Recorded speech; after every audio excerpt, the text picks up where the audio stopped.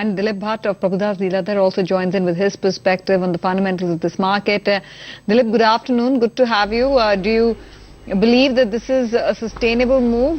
Just because, the market has been teasing around the 8,000 mark for a while. It's divided in its opinion about whether 8,000 actually signals a bottom in the near-term correction that we've seen. So how do you qualify this rebound, and what are you advising clients to do then?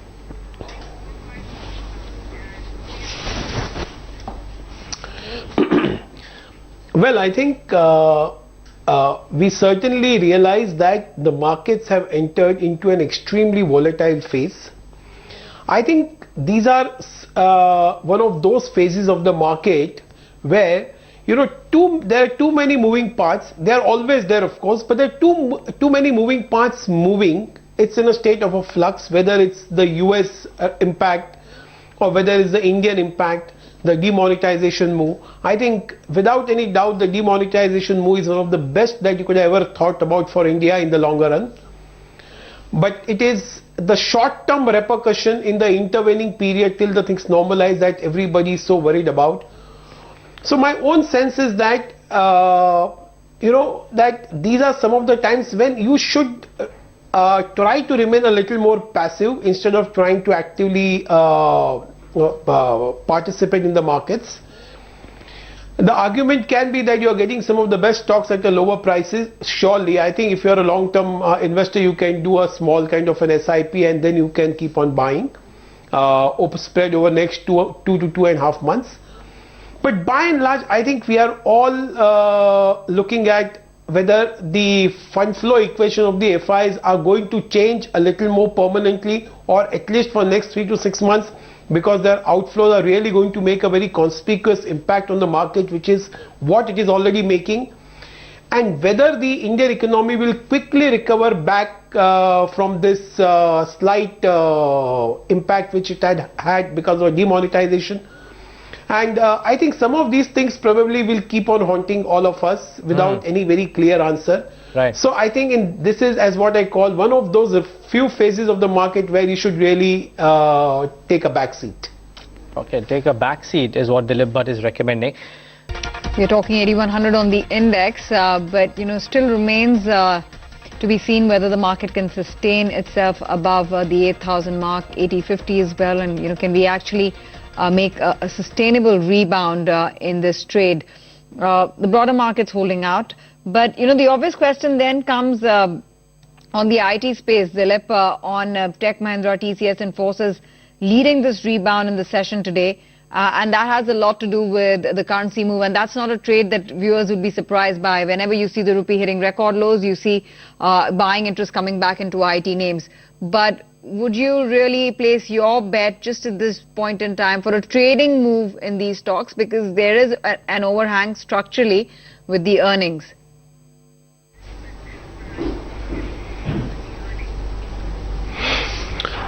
Not too sure about the trading moves, but yes, I think slightly on a longer term basis, IT certainly looks like a sector where a lot of those fears from US have been priced in, and also regarding the volume growth in the business. But I think, as what you very rightly said, the tailwinds provided by the rupee depreciation provides a lot of resilience to these particular stocks at the lower levels. So on a risk return basis, I think, and especially in the current times, some of these stocks, especially all the three names which you mentioned, Infosys, TCS, Tech Mahindra, and even I would say something like in the mid cap, something like an Hexaware, I think all of them look pretty interesting on a risk return basis. And I think as a part of your portfolio, I think they would probably add value to you on a longer term basis. Would you say the same about Pharma as well? Selectively start buying into Pharma, Sun Pharma, Aurobindo, Lupin. I mean, it's very clear from the market, the list of stocks on the index, that the market is really focusing on export-oriented names, and that's primarily driven by the rupee's fall. My only question then is that, like you're saying for IT, if a chunk of the slowdown is in the price, there would be a value opportunity there. Would you say the same for Pharma as well?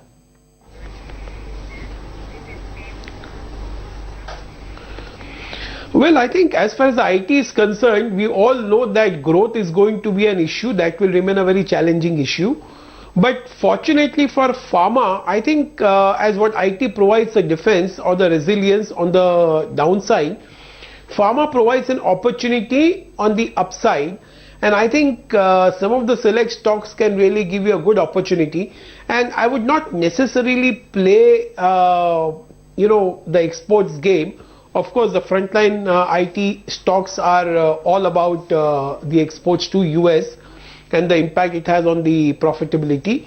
So in that sense, yes, maybe Sun Pharma, Aurobindo, or something like Glenmark is our preferred lot. But I think apart from that, we also like the diagnostic sector, and within that, I think Thyrocare is something which we have been recommending of late, and I think that's another stock, though a little more expensive. It has corrected from the top, but I think that's a stock which also one can own on a slightly longer term basis as the growth really unfolds, and the ROEs really remain pretty good and solid for them.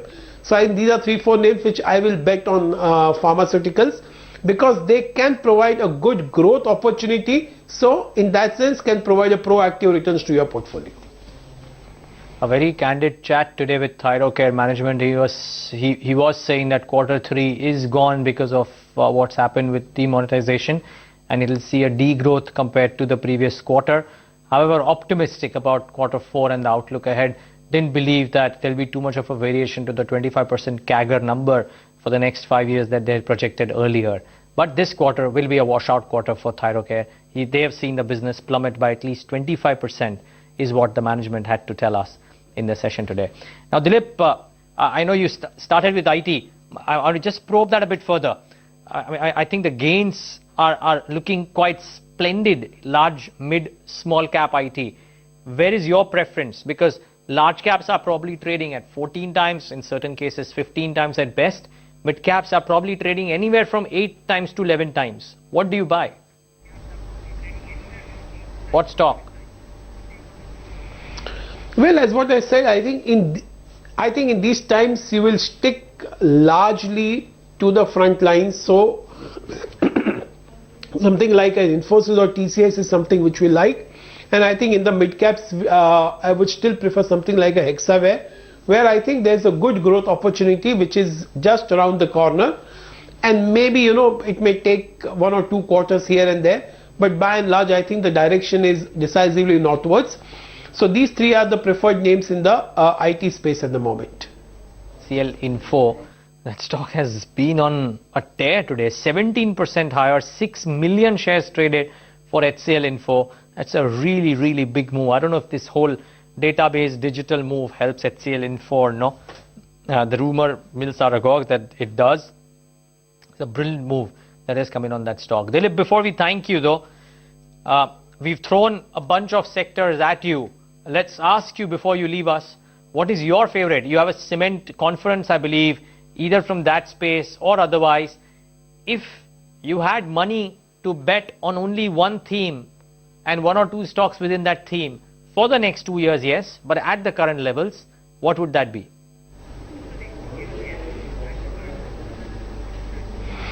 I think it would certainly be in the banking space without any doubt, and I think certainly in the infra space, which is where we will be a lot more optimistic. I think they are far more insulated from a lot of these kind of events, and they are more inward looking from the Indian point of view, and which is where we expect that the government to step in for infra particularly. So I think within that space, Larsen Toubro still looks the pick of the lot for me. I think that stock really has places to go, and maybe in the mid cap something like a Nagarjuna construction looks pretty interesting for me. And I think in the banking space I will still go for something like an SBI in the PSU, and maybe not to talk about HDFC Bank because that eternally is a favorite of everyone. But I think within that space I would still go for something like an ICICI Bank at the moment. And in the NBFC space, something like I think Mahindra Finance, slightly on a longer term basis is what we would be looking for. All right, Dilip, we'll leave it at that. Thanks very much. Really appreciate your time this afternoon. Thanks very much for joining us with your insights to the markets. Always a pleasure. Okay, 250. Yes, always a pleasure at our end as well to have you.